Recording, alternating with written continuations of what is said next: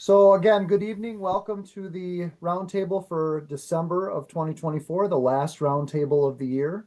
I'm glad that all of you are here with us. A couple of things to keep in mind for the evening. If you could share your name and unit in chat, that helps us to know who is getting the information. Also, remember there is an incentive for units to attend roundtable to get some free nights at camp. So we want to make sure everybody's getting credit for being here. You can use chat for other questions and things. Beware of background noise. Use mute if you need to. This month we're doing things a little bit differently. We don't have separate breakouts because we do have some guest speakers to talk about service opportunities in scouting. We're going to do one kind of big round robin discussion related to that topic with all of our leaders. And so looking forward to that opportunity. And as always, this roundtable is being recorded. All of the resources as well as that recording are going to be available on the roundtable website.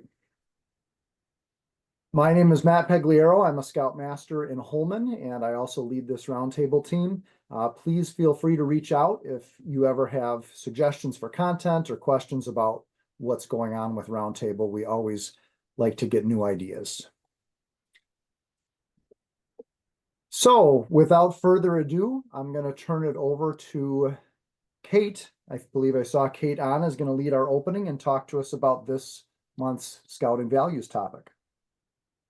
All right, welcome everyone. Let's begin with our pledge, the Pledge of Allegiance.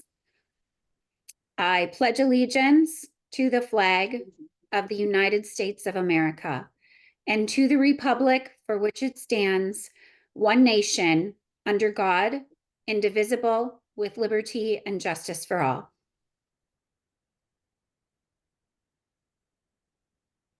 Oh, did you want to do the Scout oath, Matt? Nope, we're not doing that every month. We're just going to go into this topic. Yep. Sorry, I missed it. Okay, so today's motto that we're going to talk about is do your best. The Cub Scout or the Scout motto, do your best, carries profound significance for both leaders and Scouts alike. It's a guiding principle that can shape character, encourage perseverance, and foster a growth mindset. Here are some insightful thoughts about the motto for both leaders and for Scouts. Do your best is a reminder that success is not about perfection, but about striving to improve and to do better each day. It emphasizes progress over outcomes, which encourages Scouts to set realistic goals and work diligently to achieve them, knowing that their effort is what truly counts. The motto also teaches Scouts that challenges are an opportunity for growth. When faced with difficulties, doing one's best means not giving up. It helps build resilience, a quality that will serve them throughout their lives, whether it's in academics, in personal relationships, or even in career pursuits. Scouts learn to evaluate their actions and assess whether they gave their best effort. The self-awareness is crucial in building relationship or responsibility and discipline, as they understand that they can control how much effort that they put into their endeavors. Doing one's best isn't just about individual effort, but also about working with others to achieve a common goal. Leaders embody the motto by demonstrating their own commitment to doing their best. They show Scouts the importance of hard work, effort, and resilience through their own actions. Leadership in this sense is not about commanding, but modeling the values of the Scout movement. This motto encourages empathy and kindness towards others by developing an understanding that everyone's best looks different. It reminds leaders and Scouts to appreciate that some may face greater challenges, but are still striving to do their best. The Scout motto, do your best, is timeless and universal. For leaders, it is a constant reminder to guide, motivate, and inspire Scouts to embrace challenges with a growth mindset. For Scouts, it fosters a spirit of self-improvement, teamwork, and resilience. Together, both Scouts and leaders create an environment where effort and not just achievement are celebrated, building stronger, more compassionate, and more capable individuals.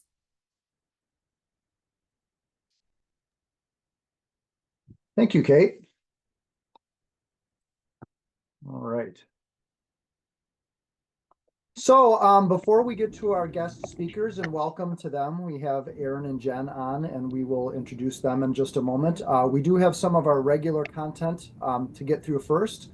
And so first of all, we have a safety moment, a couple of different items to cover from Chester. So I'm going to let Chester cover those.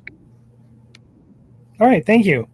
So, any time of the year that you're out camping, it's always important to be aware of the things that are important for that season of the year.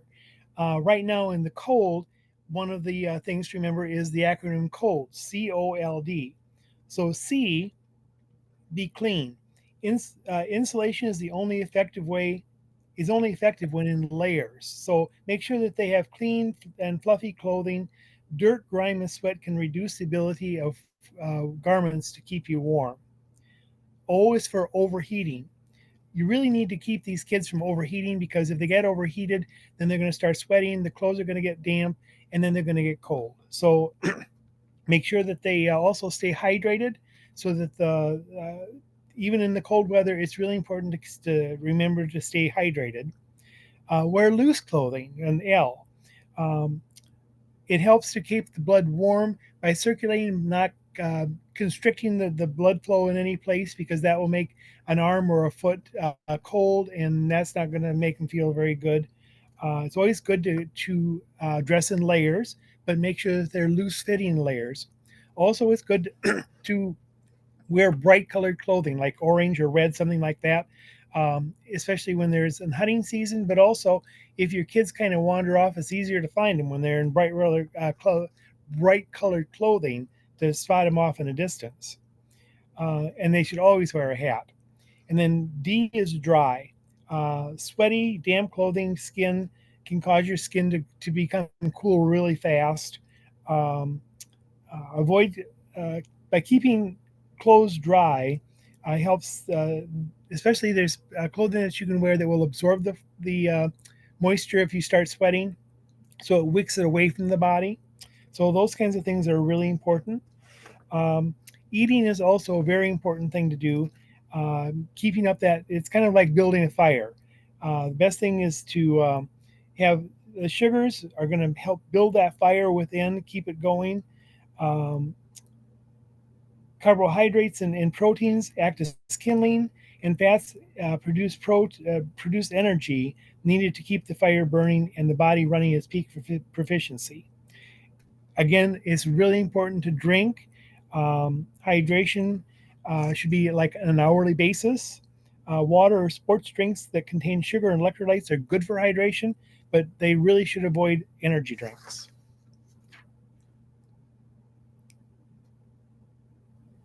All right, next slide. Next.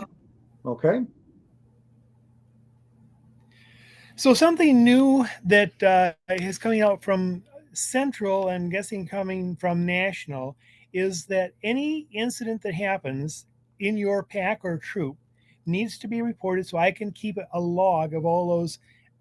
If you have a Cub Scout that cuts a finger, you clean it out and you put a Band-Aid on it. This is the information that I would need so I can put that in that Central report that we have to send in to Central.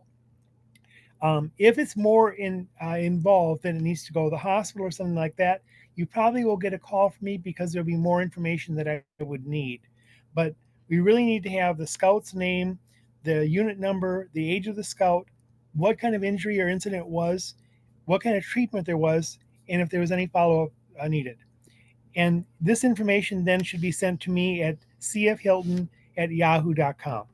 If you have any questions, please reach out to me because starting January 1st is when we're going to start recording all this stuff. So, um, like I say, it can be as minor as a sliver in a finger or a cut on a finger from doing something, all the way up to something that needs to go to the hospital. So, um, I know it's a pain, but it's something that we're supposed to be doing. So, thank you very much.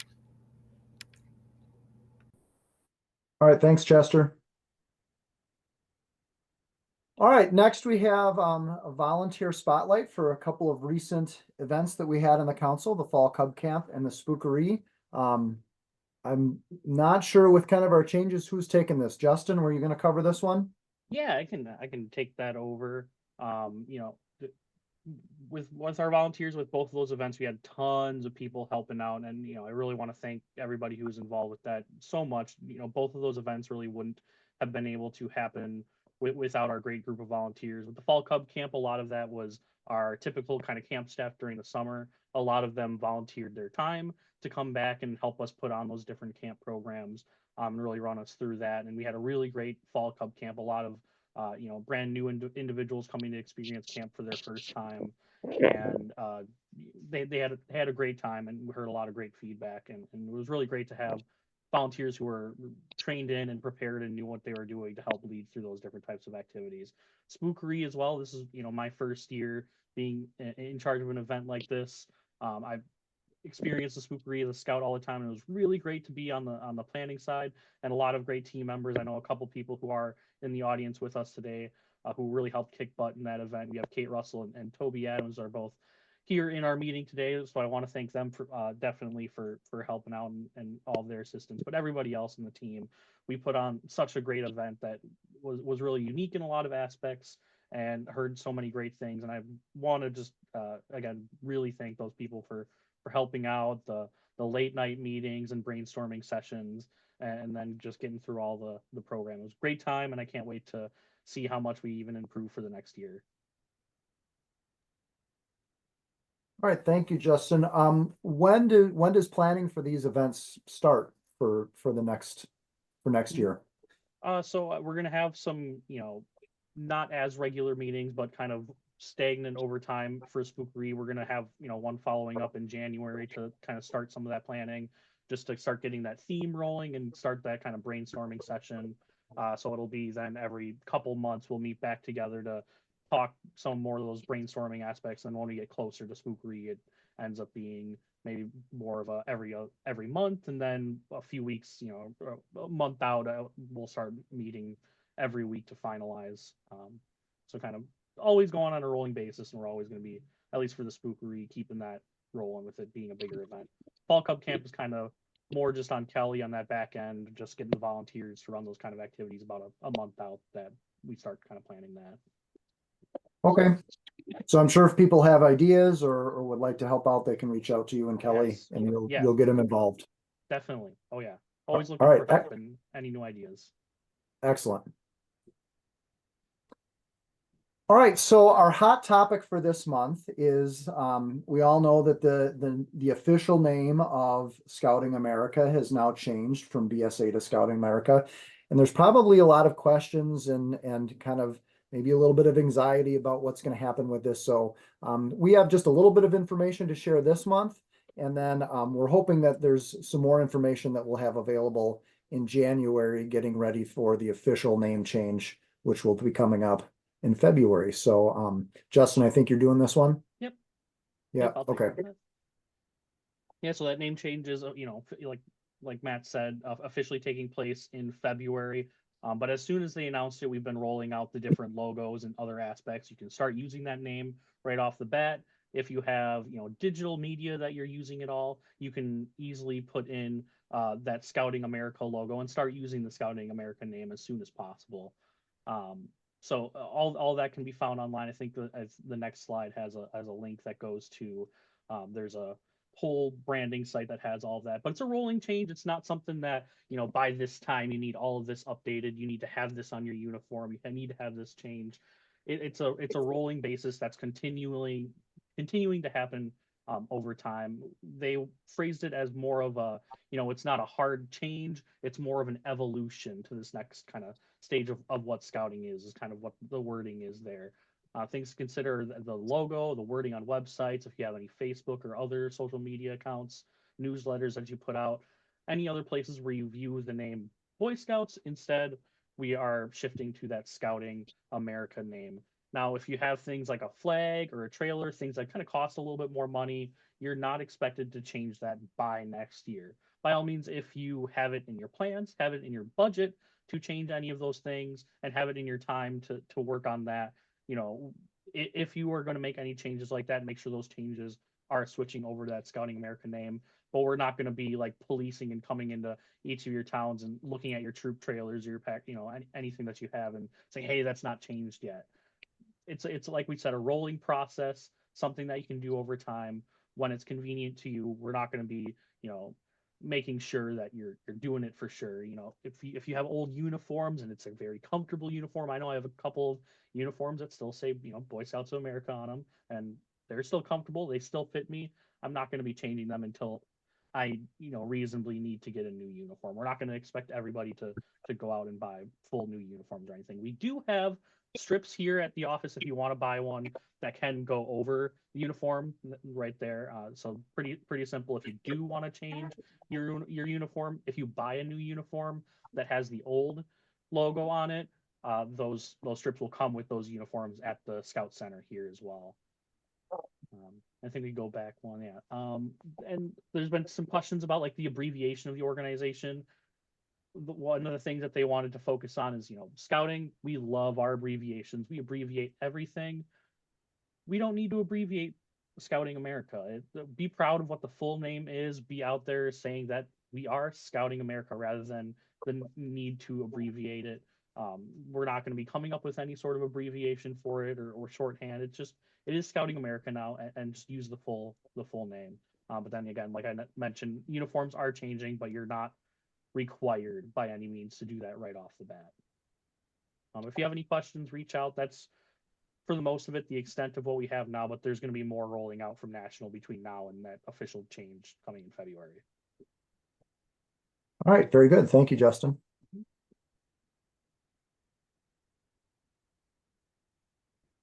And there is a little video here that this might be worthwhile to share with some people, just to remind people that it's really the name that's changing, but all of the values, everything else is still part of the program.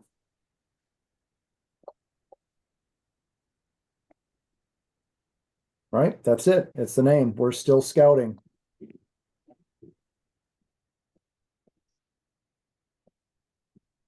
All right, so our main topic for this month is one of those big features of scouting, one of those big things that scouting has done for years and continues to do, and that is serve those around us.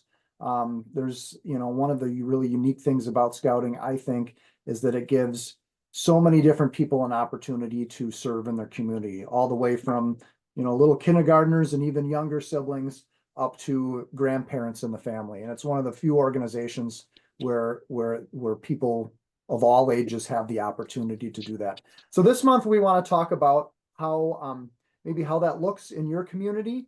And we also have a couple of guest speakers joining us from a couple of different organizations that can provide possibly some information about how Scouts can get involved with them. So we have Jen Kanzemius. Is that how you pronounced your name, Jen? Yeah, Kanzemius. You were very, very close. All right, very good. And she is from the VA Medical Center in Tomah. And then we also have Erin Waldhart from WAFER Food Pantry in La Crosse, and they're going to talk to us a little bit. Jen, is it okay if we begin with you? Sure. Can I right. We're closing in 10 minutes. Oh, go ahead. If I could go first so I can help close up, that'd be great. Absolutely. All right, so I'm Erin. I'm the director of WAFER Food Pantry. We're located in La Crosse. Just briefly about our organization. In addition to offering in-person shopping options, we have some different programs like food package delivery for seniors. We have a mobile pantry that visits 20 different sites throughout our county monthly. We offer more culturally appropriate foods for our Hmong families, and we offer nutrition education. We serve about 1,500 families a month. And we are a part of the government commodities program. Our food comes from government commodities, retail rescue program, where we pick up food that can't be sold anymore at like grocery stores. We purchase a lot and we rely on community donations. So as far as how Scouts can get involved with like food pantries, wherever you might be located, for us specifically, what I would say is we always love it when somebody hosts a food drive for us. So coordinating this within a community, it does two things. One, it gets, it gets us much needed food items to stock our shelves. Well, I guess it does more than two things. It gets kids invested in their community. We have locally, we have a school that does this really huge food drive every year, and the kids get so excited. It's a competition, and they generate a lot of excitement within the whole school district as they do it by just the middle school. So it gets them invested in their community. And then it just creates a lot of awareness in the community. So when you're taking an event and you're promoting it to the community, you're getting them involved, and you're also creating awareness about the topic. So in our case, it would be hunger and what that looks like in our community. We used to get food items from the Scouting for Food drive. We haven't in years, and we also had quite a bit of the troops volunteering, which I would say COVID probably killed that. So we would love to encourage the troops to come back and volunteer with us. What would be easier for us, and I'm just speaking for us, so what it would be like in other food pantries or the like, small groups would work best for us. So we can coordinate, a good quality time for people to stock shelves, sort donated items. In the summertime, or like in the spring or fall, as we take care of the outside of our facility, we would love help with landscaping, and making sure that our facility is presentable. That's not something that we always have time to do on a daily basis when we're just trying to make sure that people are getting the food that they need. Like especially this time of year with volunteering, we have people that don't typically volunteer that come in just to do special projects. So in our community, we have this thing called Rotary Lights, because I think you all are from all around the state, so I'm sorry if we're not. But we have this, our Riverside Park is all lit up, and to go through, they ask for monetary and food donations. And food donations go to a variety of food pantries and food outlets in our area. And it can be a lot, like 4 pallets of product in just one night. It's a lot to go through and get out on the shelves for people to be able to choose. The other thing that I would mention is, and I'm not, forgive me if I'm naive on how this process works, but we had Eagle Project, and maybe that's not the right term. We've had a couple in the last probably 5 or 6 years do Eagle projects with us. So that has been fun, and that one particular family continued to volunteer even after that project was completed, and until he went off to college. So those were my ideas. All right. Well, thank you for sharing, Erin. Lots of good ideas there for ways that scouts and families can get involved. Thanks for having me. Yeah, thank you again. All right, so we're going to switch over to the VA Medical Center, and I think I got another slideshow for this. Is that what we want to show right now? Sure. I wasn't Okay. sure if it was going to be there or not. Yep, I'm gonna get out of this one because Okay. it wasn't formatted the same, so we got to switch sorry. over. That's okay. All right, does everybody see this one now? Yep. Very good. Okay. All right. So my name's Jen, and I'm the chief of the Center for Development and Civic Engagement. And like you all, we went through a name change a few years back. It used to be Voluntary Services, and people understood what that was. Now it's CVCE, and a little more confusing. But the next slide has our mission. It remains the same. We're still integrating volunteers, donations, and community partners into really everything that we do. I was having fun going through some old pictures of different times that the scouts have visited us at the VA. So you can go ahead to the next slide. So this is our catchment area. The Tomah VA covers 16 counties in central western Wisconsin and 2 counties in Minnesota. We have our main facility in Tomah, and then we have outpatient clinics in La Crosse, Owen, Wausau, and Wisconsin Rapids. So again, my understanding is you're kind of all over. So this kind of shows you our whole catchment area as well. So you can go ahead to the next slide. So those that are in the Tomah area, this is our campus. We're 173 acres. We have a fishing pond. We have a 9-hole golf course. We have a center courtyard that has mini golf, horseshoe, shuffleboard, labyrinth. There's a walking path. There's fitness equipment. Right now it's decorated with our mini rotary lights. We call it Festival of Lights, and we have a big event and try not to freeze this time of year. We have a gymnasium that we host our adaptive sports clinics in, but it's also open for pickleball, basketball, volleyball. There's a punching bag, things like that there. We have a fitness gym, so it's, has the equipment and the weights. We have a library, we have a barber shop, we have a canteen and a retail store. We have our own chapel and chaplains on staff. Our Veterans Hall is what we call our auditorium, where we have most of our hospital-wide events, from bingos to dances, socials, our Veterans Day, Memorial Day programs. And then we have our art room, which we call the Project Place. And then we have a greenhouse, and I can't tell if there's something underneath that or not. Our greenhouse outside there is our healing garden. So we have some landscaping projects. We have the ability to grow plants, replant, start seedlings there as well. So lots of opportunities for our volunteers, but also our veterans that reside there and also seek care there. So you can go ahead to the next slide.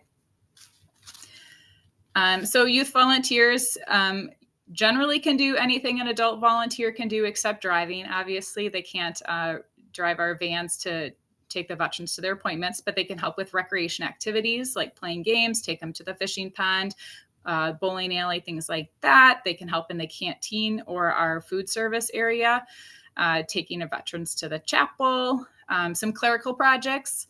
There's always different departments that are looking for some extra hands, whether it's laminating something, putting stuffing envelopes to putting binders together.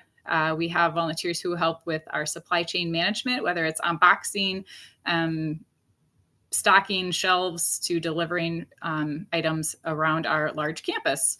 We've had volunteers within pharmacy, public affairs has had volunteer opportunities, and then roads and grounds for anyone who likes to be outside. Anything from raking leaves to moving rock, planting flowers, and the greenhouse does fall under them as well. So you can go ahead to the next slide. I should also say youth volunteers, you do have to be 15 to have an independent youth volunteer or individual youth volunteer assignment. For anyone who is volunteering in like a group, so like when the scouts have come in a group setting, it's any age, they just have to stay with an adult if they are under 15. So a regular volunteer, they do require a background check for anyone who's 18. So our youth are exempt from that 15 to 17. But once a youth or an adult is 18 and becoming a regular volunteer, there is a background check. There's an application and some forms that need to be completed. And then of course, orientation and specific training to what your assignment is. Any in-person regular volunteers also require a TB test and compliant with flu and COVID vaccines. So then the next slide, I think, is, actually, I don't remember the order, so just go ahead to the next slide. So we have a bunch of special events that we host throughout the year. And our biggest need at any of these, and I won't read them all, is just getting the veterans to the event. So yesterday was our holiday gala, which is on there. And we had over 40 veterans who attended. And so we had, I think, 12 volunteers who just made multiple trips along with staff to get the veterans from all of our different buildings to Veterans Hall so that they could attend the gala. And just like every event we have, whether it's in Veterans Hall or it's outside, we need volunteers to get those veterans there. And so that is our biggest need and our biggest ask when it comes to groups and businesses. Like, we don't necessarily need you to sponsor something, but maybe help with an activity that's already scheduled, if any of them work out, just to get those extra volunteers. You can go ahead to the next slide. So when it comes to opportunities for the scouts, Scouting America. I'm going to remember the new name. So occasional volunteers are welcome with any special events or projects. We do have a monthly newsletter that we can add anyone to, whether they are a volunteer or a regular organization that we work with, or they're just someone in the community who wants to know what's going on to potentially assist with on an occasional basis. We also have things on our VA Facebook page, from events to posts, or maybe we're sharing the link. We use Sign Up Genius a lot. So we share that in our distribution list, I guess, of volunteer opportunities. So right now we have all of our December activities that we're sharing, and what we need and still need volunteers for. As far as needs list, we always just tell people to call our office because it changes all the time. We used to have it on our website, but then people always found the old one, and then we got things that we currently couldn't accept anymore. But we thought some projects for the Scouting America could be, in the past, we've had an Eagle project. They've made some raised garden beds for outside our greenhouse, which were used with our veterans. If we had different ones that were built differently for wheelchair accessibility, but then also ones who are ambulatory. Our roads and grounds team said that they could also use some planter boxes, some fence planters. And I'm like, I'm gonna have to Google what that means. But outside a couple of our buildings, there's these decorative fences, and they just wanted some planters on that. We have a few of those little free libraries around campus. So there could be an expansion project to that. There could be ability to host a drive, like for coffee or other need items that we might currently need. There's always landscaping projects. Like I said, we have 173 acres, and so they're always revamping a space. We have the healing garden that we planted in 2020, and so it needs some new bark, and the plants are all looking good, but there'll be some time where that will be needing to split those perennials. We have our greenhouse, so we have some seeds that we already purchased, but we just need some help getting them planted and making sure they grow so that we don't have to buy plants every spring to put in all the planters around campus. And a big thing is just hosting an event. We're always looking for new organizations to sponsor an activity, whether it's time at our fishing pond, a bingo, a social, it could be a special game night, it could be live music, really anything that the organization's interested in doing, and we think that the veterans would also enjoy it. You can go ahead to the next slide. I think that might be it. I'm not even sure. Oh yeah, okay. So that is the most recent Eagle Scout project that we had. So anyway, lots of opportunities. Just as Aaron said, we're a big campus. There's always things that need to be done, whether you're working directly with the veterans or more behind the scenes to support some aspect of their care. That's all I got. So if anyone has any questions, or thank you for the invitation, Kate. All right, excellent. Are there any questions? Aaron had, Aaron had mentioned that I think she feels small groups will work better for them in a lot of cases, particularly on campus. At the VA, does the size of the group make much of a difference? It seems like you've got a whole lot more space. It depends on what you're going to do. So we've had large groups of 30 kids that have come and hosted a bingo. And when they come, we split them up and we send them to the different units with our staff and the adult advisors, and bring the veterans back to it. If it's a project outside, it doesn't matter how many there is. So it ultimately depends on what the activity is and the space that we are using. So 455 can hold 100 people.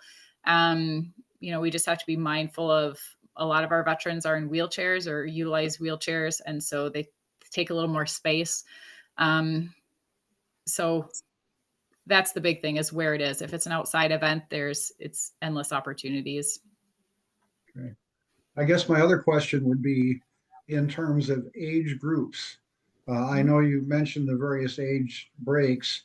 But of course, we've got Cub Scouts who I think started about first grade and go to about 11, and then Scouts which go from 11 to 18. Yep. Are there particular projects or service opportunities for the younger kids that would work really well? Or, I mean, and again, you mentioned a lot of cases of just kind of assisting with other programs, but have you got any examples there? Yeah, some of our younger volunteers have helped, like with bingo, with bigger kids or adults, and so they'll sit with someone else a bit older. We've had 4-H clubs, we've had the Scouts, we've had local schools come in, whether it's singing or we have the 7th graders that help with the fishing tournament, and they're literally responsible for this veteran to get him out to the fishing pond, fish, get him food, don't fall in the pond and get them back, kind of thing. And so there are opportunities. It just depends on, again, what they want to do. They can't be left alone, but a bingo, a social, just visiting, obviously it's what they're comfortable with. So I don't know if the 1st graders would be comfortable engaging in conversation with the veterans. Some of them are very chatty. Some of them won't say a word to you. And obviously if they're needing to get from point A to point B, they have to be physically able to push the wheelchair, which at that age, they're obviously not going to do. We're going to rely on the adults or older kids that would be there. If that answers your question. It does. So a variety of ages, I guess, would be ideal if you're bringing littler ones, not all little ones, unless they're maybe going to sing or not expected to have to transport the veterans, or they could go to the unit and then that transportation thing, then it would have to be a significantly smaller group. So all of our inpatient units, like they're broke down by their needs or their like diagnoses. So we have a hospice unit, long-term, like your typical nursing home type population. And both of those are 20 beds. We have mental health, we have dementia, Alzheimer's, and then 90-day rehab. And so they're kind of broken down by that. And so those areas have space for activities, and your group size of veterans is going to be 10 or less probably. So that would be a much smaller group and more feasible probably for younger kids, because that transportation and having to push wheelchairs wouldn't have to be there. Okay. Thank you. Jennifer, are there opportunities just in Tomah, or are there opportunities at any of your facilities? Like, is there anything in the La Crosse area for projects that need to be done, or is a majority of it up towards the Tomah area?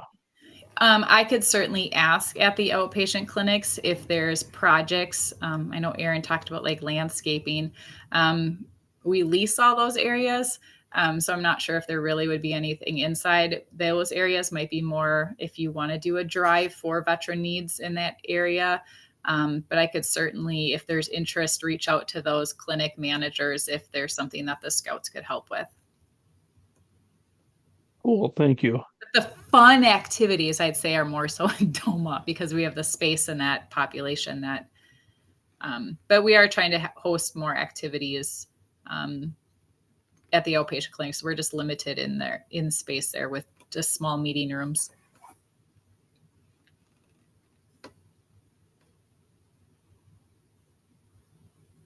All right, well, thank you, Jen. It certainly sounds like there are a lot of really neat opportunities where Scouts could get involved.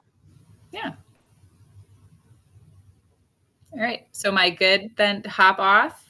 You're welcome to stay on. We're going to have a kind of a discussion of the other things that units are doing, and you're welcome to stay on and listen, but you are free to go. We thank you for your time. Thanks again for the opportunity. Yep. Okay.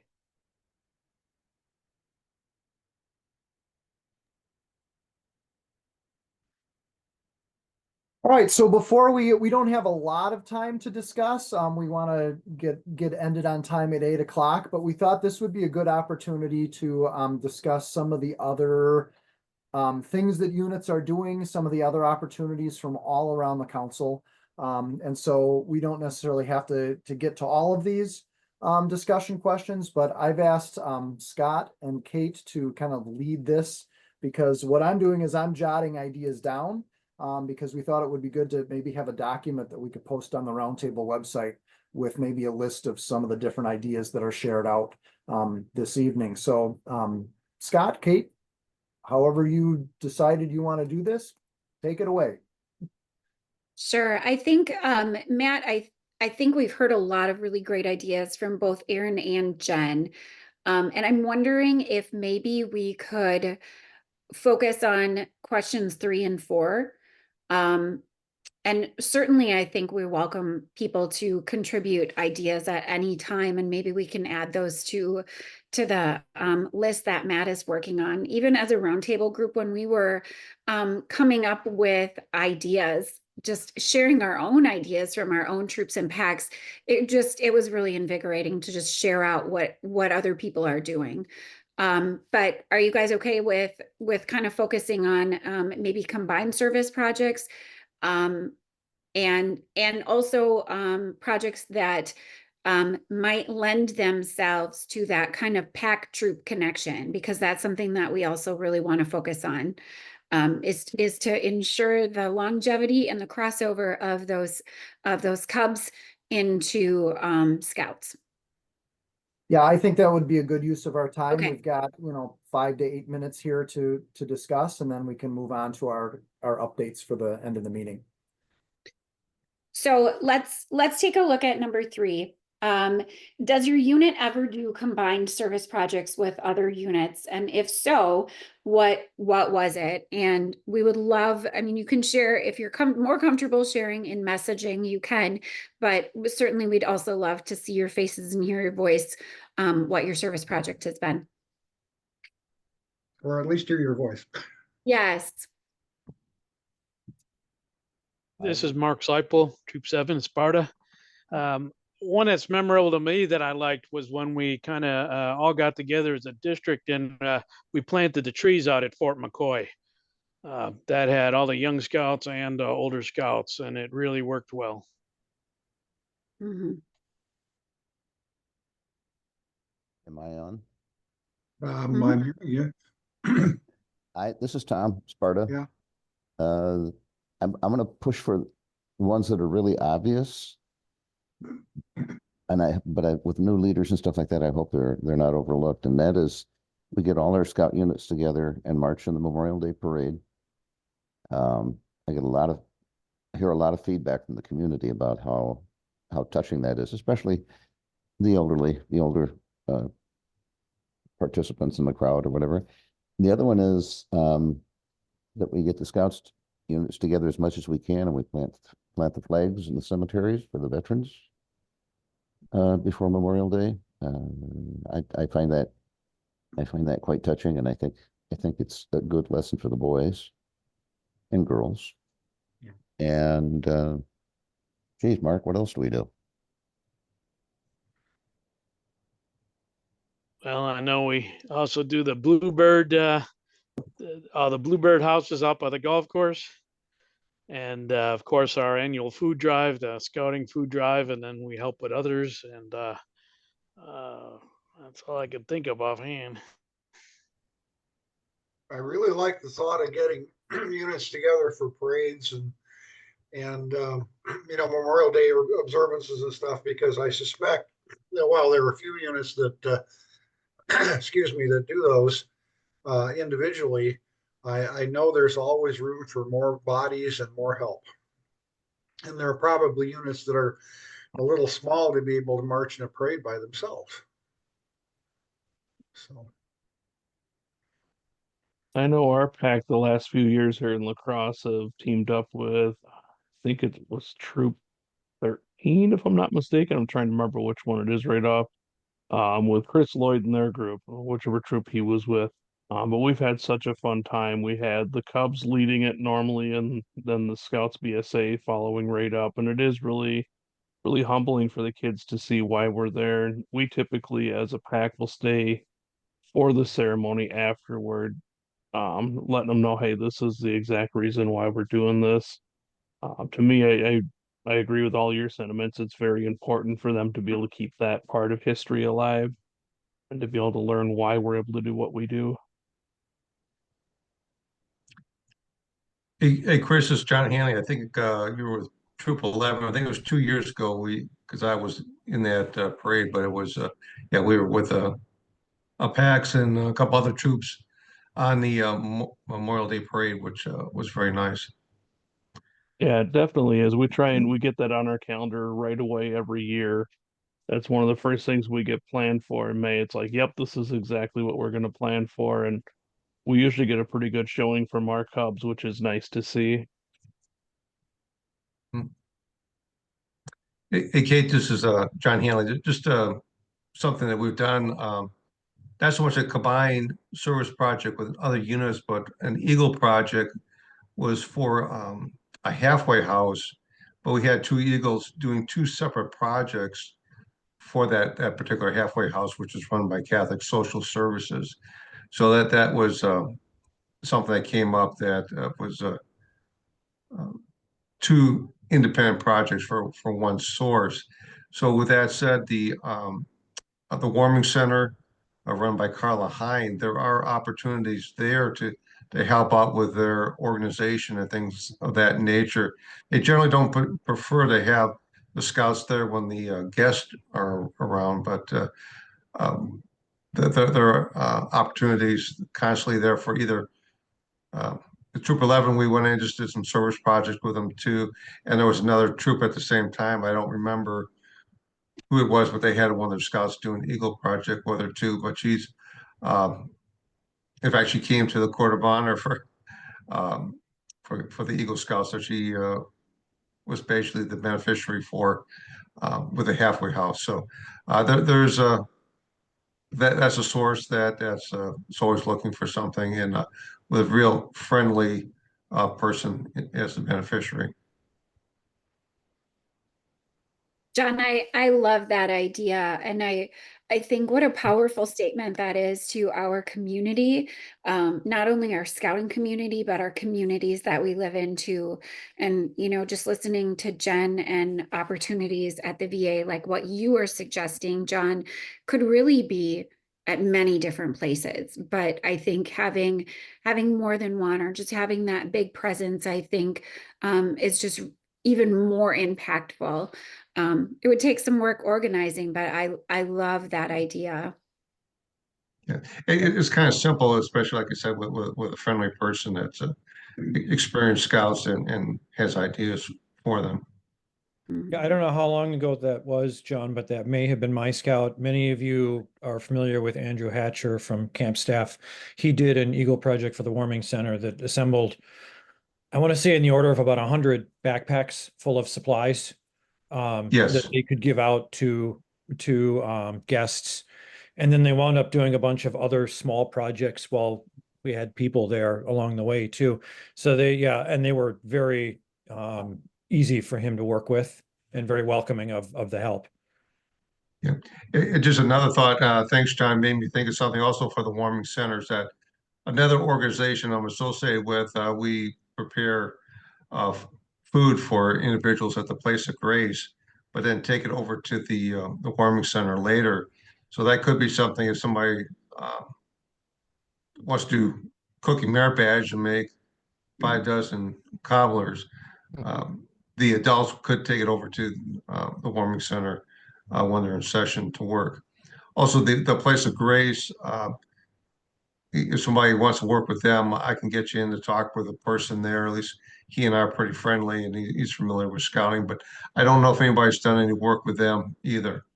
But that's also an opportunity. So we are running a little short on time, and I want to be mindful of that. Let's just take one moment to shout out any service projects that have been successful for troops and PECs. I think this time of year often lends itself to things like Christmas caroling. Does anybody have any service project where the troop is inviting our Arrow of Light Cubs to come? I like that term, make you proud. And my troop did Christmas caroling in nursing homes. Yeah. That's a while back, but Frank now from I'm PAC, almost in. yeah, Frank from PAC 61 said that they combine with the PAC and the troop do Christmas cards together from the local nursing homes. That was in the chat. So that's one good way to connect those different levels. As a pack, we go caroling every year. Matter of fact, our next meeting is our caroling opportunity here a week from Sunday. The kids worked really hard on cards. With Brookdale and lacrosse, last year was the first year that they had seen scouts or any youth organization come through in quite a long time. But keep those folks in mind. There's a lot of residents that are there that don't have family, so we're the closest thing that they get this time of year to a family visitor, and it really brings joy, especially the dementia wing. When we went over there, I'd never seen so many smiles from people's faces, just happy to hear music and see kids at least of that age, and thinking, wow, I wish I had my family coming here. So it's nice for us to be able to do that. I was going to say bell ringing for the Salvation Army is an option too. I think they're always looking for volunteers. Mhm.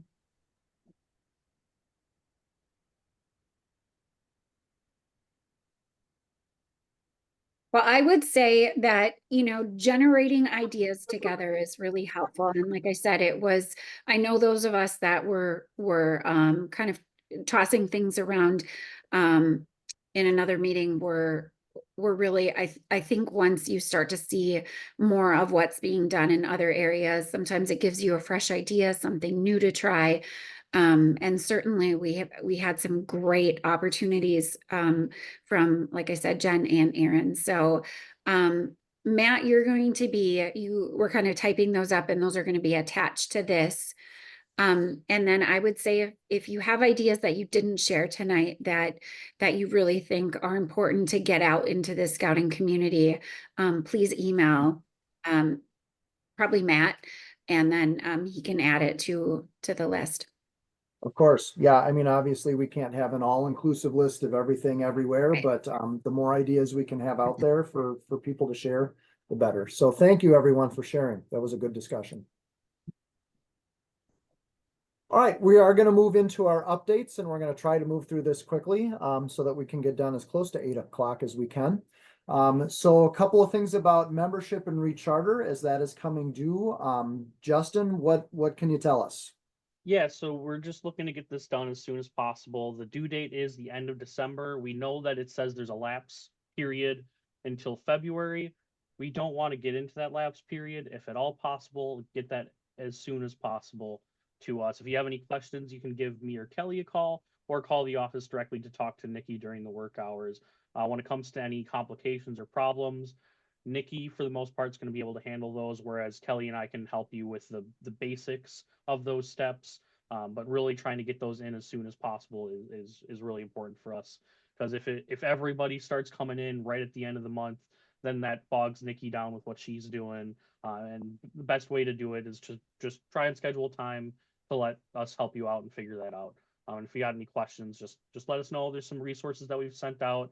We've sent out different graphics that walk you through it, and there's also that website there, gatewayscouting.org/renewal. It's got a good video that walks you through the different steps for renewal that you can do, and any other questions. It should have answered the bare bones there. But if there's any issues, please reach out to us and email or call me or Kelly and let us know what your plans are for renewal, and make sure that we know that you're doing it too. So just please be reaching out, make sure those get in as soon as possible. Breadstick, Thanks, really Justin. quick. If we have a couple scouts that are due with renewal by the end of the month, we can still renew our unit portion of that without affecting, correct? Yep. If your scouts, like if you're having them pay on their own and renewing themselves, you can still renew the unit even if they're not fully renewed yet. So it's a little bit different than the past, where you had to renew everything and everybody all at one time. You can do your unit renewal with just checking what your leadership looks like and confirming what that's going to look like for the next year, and paying that unit renewal fee. Perfect. Thank you. Yep. Could I take an opportunity here to give a shout out for Nikki? I think she's just invaluable with her help, and very enthusiastic about helping. I've learned to appreciate her a great deal over the years. All right. Very good. Okay, every month we try to put a focus on the youth that are doing good things in our council. And last month I think we missed our Eagles. So we've got quite a few in the last couple of months that have received Eagle. I didn't get all the details about projects for these, but Luke from Troop 7, Jeremy from Troop 60, Andrew from 68, Elliot from 53, Kelvin from 53, Connor from 67, Jonathan from 91, and Danica, is that what that says? From 531. Congratulations to our newest Eagles in the council. That's great. Also, a shout out to several scouts from Troop 91 in Holman that worked with one of our leaders, who's also a local religious leader, to earn their religious emblems. And so several of them worked for a few months and made that achievement. So congratulations to those scouts as well. All right, we've got some training opportunities coming up, and I saw John and Scott were on. Can either of you give us an overview? John, you want to go this time? I suppose I could. Yeah, Everything is. cut in. I guess it's too late to do this. Okay. Everything is pretty well listed out here. We will have the one I can speak to the best is obviously NYLT. We will have the registration open for that sometime in the next few weeks. Our staff is already beginning to come together. We have actually our first staff meeting a week from Saturday, a week from Sunday. So we're starting planning for that course already. The Scoutmaster specific is in conjunction with Merit Badge Day in February. And you'd have to put up with Scott and me teaching that. So just be fair warning there. We do it very quickly and efficiently too. Yes, that's, in the book, it's a full day course. We get it done in 3 to 3.5 hours and really kind of spend time on the key points. Wilderness first aid, if you need that, remember, if you're taking any troops on high adventure trips this summer, you need to have at least 2 people that are wilderness first aid trained, and it really needs to be 2 because if something happens with the one, much like Cub Packs with Baloo train leadership, if something happens with the one, you're kind of stuck because then you got nobody. And I would register for that sooner rather than later because it is a capped class and it fills up quickly. We're looking at offering it again in the fall. We're working on additional instructors, but there's sort of a bottleneck with who is able to instruct it and when they're available, but we're slowly wrestling our way through that. Baloo training is offered in May. If I'll speak for Lisa here, if we have a group approach us that has some people, and it could be 1 unit, could be a couple of units working together. We have a group of people who want the Baloo training and would do it at a different time that can be arranged. So please approach. You can go through Justin/Breadstick, or you can go through one of us or through Lisa, or just connect to us through the Scout office, and that can be arranged. We will also be offering Scoutmaster specific. More than likely, it'll be on Tuesdays as usual, each of the weeks of summer camp. So if you're able to come up on a Tuesday morning and knock out Scoutmaster specifics, when we do it in conjunction with Merit Badge Day or summer camp, it is free. So that's a bonus. I think that about covers everything. Look for a wood badge course to be coming sometime, I believe, in sort of time and staff and everything to be determined, but later, possibly in 2026. So just something to tuck in the back of your mind that wood badge will be coming back in the not too distant future. It might be spring of 26, I think, somewhere in there. Spring or fall. Or we'll come on that as it becomes determined and known. I think that about covers things. Does anybody have any questions? Yeah, the one thing I'd add on wood badge, John, is they're talking about spring or fall. They haven't determined yet when. So if you've got some particular period that works better for you, it would be good for us to know that. To have that feedback, yes. To have that Good feedback. point. Oh, one other thing I'm going to toss out there.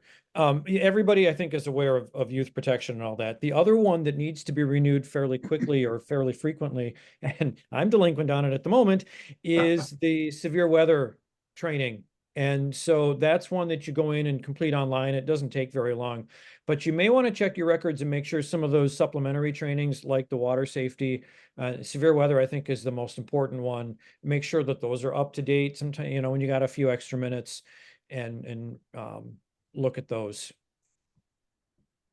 All right, thank you, John.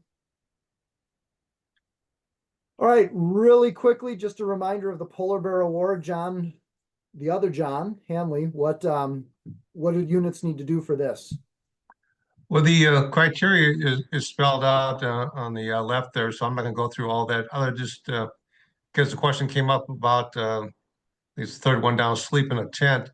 The tents at Camp Decorah, which are the modified canvas and plywood, those do qualified, since I'm the guy who makes the call on that. And I've been out there when it's been cold. It gets just as cold in there as a small tent, actually probably colder. So that's it. The process is send me an email with all the individuals who qualified for that. I mean, I'll take the leader's word for that, and then I'll send it on to Nikki. That way, when you pick out the patches, she knows right away that Troop XYZ or Pack ABC is authorized 14 patches, for example. So that's probably one of the only requirement on there is go through me, to go through here to make it just a little bit easier. That's all I have. Okay, very good. All right, the themes for summer camp have been announced, and Justin, were you gonna do this one? Yeah, I guess I don't have too much, more to say than what's out there. It's going to be Minecraft theme, kind of following the big release of the Minecraft movie and the kind of renewed hype around, that platform for a lot of our younger scouts here. I know just about as much as what's on the screen. You got the dates there for our Weeblos and AOL camp, June 27th through the 29th, and our Cub Scout overnight is June 20th and 21st. If you register prior to that May 1st date, you get a free Camp Decorah Minecraft t-shirt. And registration is open now. So Minecraft one will be a lot of fun. We also got a week-long day camp coming up. I don't know if Chris Matuska wants to let us know anything specific about that at all. Yeah.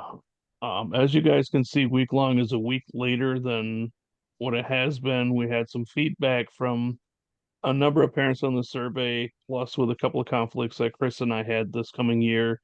We thought it'd be easier to go a week later that way. Hopefully we could draw on some more scouts this year.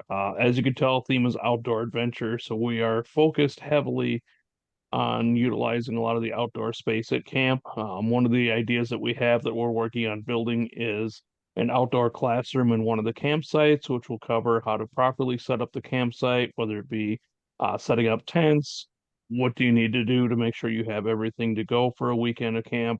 The other thing we're looking at is trying to work on a smaller course of wilderness first aid for the cubs that's on their level, with trying to find ways to help get them out of the woods, how to be able to do some basic first aid, things along those lines. I don't know if the next slide has the information on it, Matt, or not, but I know there is a survey that'll be going out. If it hasn't already, yep, be watching for it here. Regarding busing options, we've had questions in regards to, hey, would you provide busing? So we do have a number of questions within that. Some of those include, hey, would you be willing to pay X amount to be able to get that bus? Would that help to get you to camp? Really trying to get that feedback to try and justify the fact that, hey, we hear you, that a lot of folks want to go, and sometimes transportation is hard, so we want to try and work with, if we can, if it's feasible, working on busing options from a few of the areas around here. So be looking out for that. If you guys have any questions or uh, comments, any suggestions for things that your scouts would love to see for a week-long day camp with the outdoor theme, you can either reach out to Christopher Lloyd or myself. Let us know some of those ideas. We are in the planning stages here, and we'd love to be able to get feedback from the Cubs that come out there and say, hey, these are things that we want to see that are outdoor related. Really, we'll work hard to try and put a lot of those ideas to work here. All right, great. Thanks, Chris. Okay, there is a pop-up merit badge day scheduled coming up. John, I think you're leading this, so I'll let you give a little info. Yes, the slide says it all. As of right now, there are 10 signed up for a total of 12. So there's only 2 spots. Oh, yes, down there at the bottom, 2 spots left. So this is an opportunity to, the scouts are off during winter break to knock out a Eagle required merit badge. That's All right, it. great. Okay. All right, tubing at Whitetail Ridge is scheduled again this year for January 4th. I don't know, Justin, is there anything else other than what's on the slide here that we need to share out? Not too much more. You know, one change is we're looking at what kind of space we can set up to be outside and be a little bit more present there. And I'm going to be hopefully trying to bring in a few big things of hot chocolate to have available for scouts who are hanging out with us throughout the day. But otherwise, pretty similar to previous years. You get that $22. It's a little bit cheaper than the normal typical price that the Ridge has for a full day type of event like that. So yeah, All right. it'll be a lot of fun. Excellent. All right, and then we've got a Cubs and Cards event. Yeah, I can talk to that as well. I've been setting up a Cubs and Cards event. It's going to be a Pokemon themed event that's being held at the Gamers Sanctum in Sparta. They have opened up their space for free for us to use, and we are getting a lot of Pokemon cards and other materials completely donated from a couple of local organizations. So every Cub Scout who wants to be involved is going to get a free Pokemon deck, learn how to play, have a few other crafts and fun activities there. So one thing that we are going to be looking for is if any of us are in a scout troop and you know that any of your scouts know how to play Pokemon, having a few extra people on hand to be able to help teach and guide those scouts through those activities would be greatly appreciated. So if anybody knows of any troop members, or even if any adults here are familiar with the game, I'd love to have a few hands just on site to help with guiding people through how the game goes. But it'll be a lot of fun. I'm excited for it. So let me know All if you right, have any very questions. good.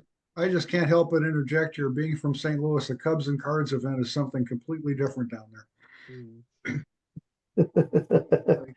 And this is on a Monday, Martin Luther King Day, correct? Yep. Looking So at the our calendar. intent is that if anybody doesn't have school, it's a perfect thing to be able to come and spend some time with us for a free event during the day. All right, very good. Okay, Justin, can you give us anything on this? Yeah, just to kind of ease up some of our registration things in the background. Ashley's going to be pushing all of those systems for registration and anything like that, just all onto Tentaroo next year. So if you need any help on how to walk people through that, or if you need help with accessing it, let us know. Or if you got any questions, reach out to Ashley. But rather than having you can either sign up on this site or on our normal site, there's a form thing that goes to this one. We're just going to be trying to unify that all for all of our scouting activities to all be registered online through Tentaroo. All right, very good. Okay, and then a few events to keep in mind is I believe there's still a skiing day in the works, but we're kind of waiting to see what happens with the weather and the snow on that. So keep that in mind. Justin mentioned the Cubs and Cards event. That same day, there is a merit badge day out at Camp Decorah for Scouts BSA. That's one of those free events. And I just saw the information on that. That's all trade related merit badges for that one. So we'll have more information about that next month. And then Klondike coming up the 25th. And then the regular merit badge day, February 1st at UWL. And I've heard rumor that there might be some Cub Scout programming at that merit badge day as well. I'm not sure where things are at with that, but stay tuned. All right, our next roundtable is January 9th, the first one of the new year. And so we hope to see you all back here. We will be on Zoom on January 9th. And then we're going to try to do in person again for that February merit badge day for our roundtable meeting again, probably at 8 a.m. before the actual merit badge classes start. So that's what's coming up. I'll make one more plug to remind you there is an incentive for your units to send a representative to attend roundtable. If you get at least 7, you get some free nights at Camp Decorah. So make sure that you if you're not able to attend, find somebody from your unit to attend in your place. And Matt, we were looking at, especially for Cubs on that February 1st day, looking at trying to do a virtual option, prefer in person, but we're looking at that possibility, right? Yep. Yes. Yeah, we had talked about offering a virtual option as well, for sure. All right, so that brings us to the end of our schedule. So John, do you have some words of wisdom for us to end it out? Yes, thank you, Matt. Tonight's the key three moment is something we've decided to do amongst the key three of us is to wrap up our roundtable. So it's my turn tonight.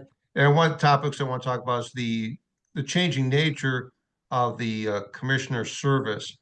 It's been in the past more of a here's what you're not doing right, but now it's more of a focus of what can we do to help you.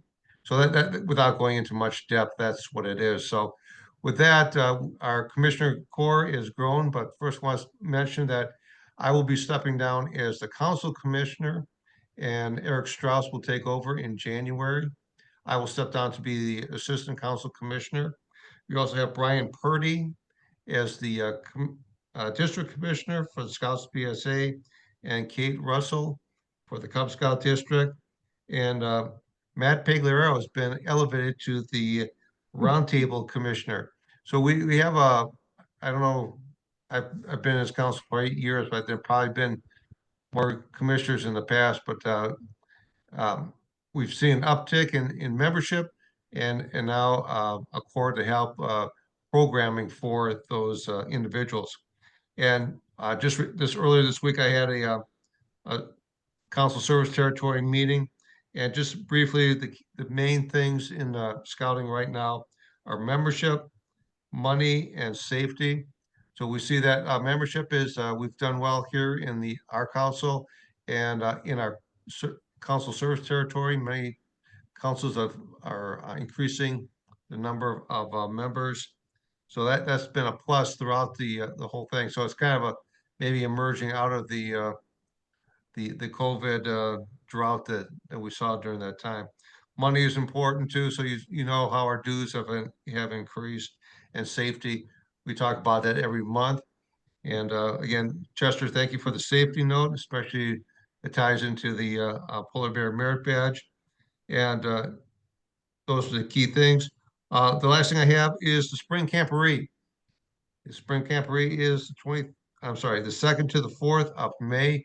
It'll be at Pineview Campground at Fort McCoy. And this year's Merit Badge focus is search and rescue, plus some other fun activities. So we're trying to take the formula from the last 2 years of advancement and fun, and we saw success with that, and then continuing with that formula. So that's what I have for this evening as a commissioner moment. Thank you, John. All right, so we from Roundtable would like to wish all of you happy holidays and Merry Christmas, and hope you're able to enjoy time with friends and family and get a little bit of rest and relaxation over the next few weeks. One note that was added here is that there are a lot of holiday cards at the Scout office. So if you need any to use for different events, they have those available. So thank you, everyone. Please remember that if the Scouts BSA committee, correct, right, Scott, is staying on this link for their We'll meeting. make it short. So, okay. All right. Good night, everyone. Good night. And all, Merry Christmas.